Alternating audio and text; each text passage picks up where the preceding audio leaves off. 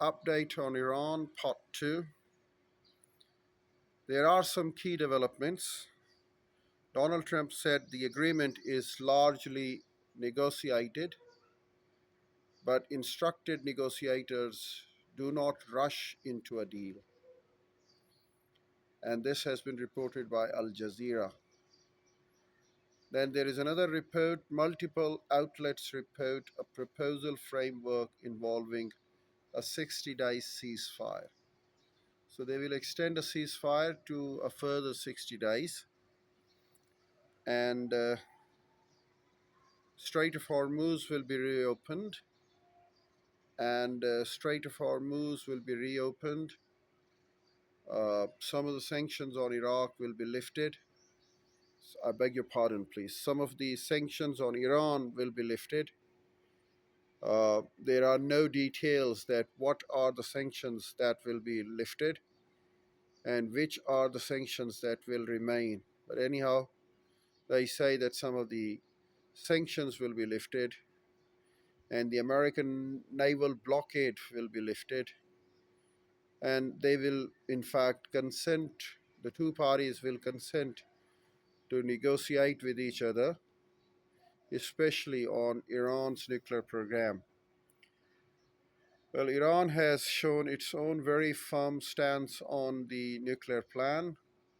The Americans have categorically rejected any nuclear status for Iran. This is where the two parties don't seem to come into a consensus with each other.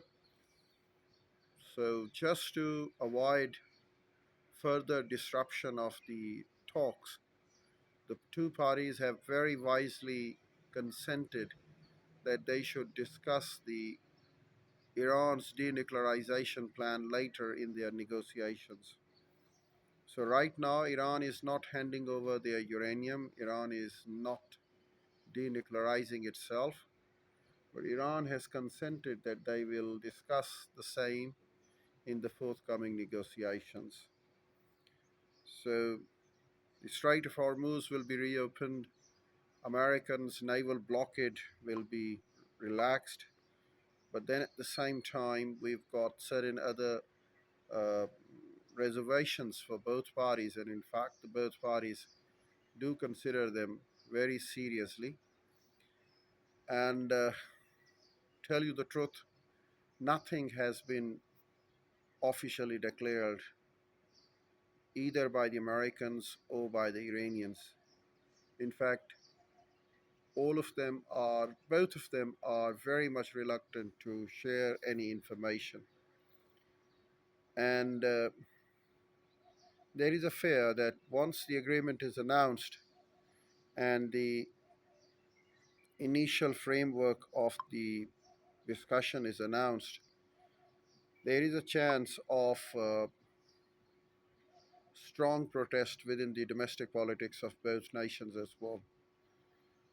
The Americans are also afraid that if they don't achieve any status in this preliminary agreement, in this framework, probably the audience back in USA would get frustrated on it, and there will be